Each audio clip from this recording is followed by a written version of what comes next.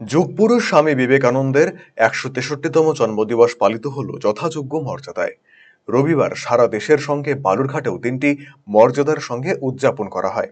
এদিন বালুরঘাটের হিলি মোড়ে স্বামী বিবেকানন্দের প্রতিকৃতিতে মাল্যদান করেন পৌরসভার চেয়ারম্যান অশোক কুমার মিত্র।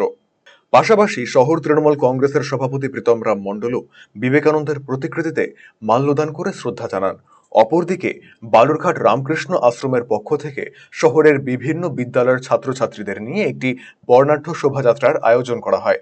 শোভাযাত্রাটি বালুরঘাট শহর পরিক্রমা করে রামকৃষ্ণ আশ্রমে গিয়ে শেষ হয়। এদিন অনুষ্ঠানে বালুরঘাটবাসীর উৎসাহ উদ্দীপনা ছিল চোখে পড়ার মতো। মানবতার মূর্ত প্রতীক সমন্বয়ের দিশা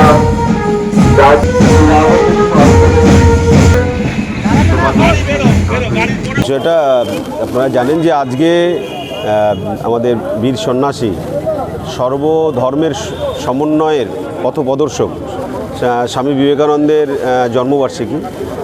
সেই দিনটিকে প্রতি বছরই বালুরঘাট পৌরসভার পক্ষ থেকে আমরা নিষ্ঠা ভক্তি সহকারে আমরা তার প্রতি শ্রদ্ধার্ঘ্য জ্ঞাপন পুষ্পার্ঘ্য নিবেদনের মধ্য দিয়ে করে থাকি।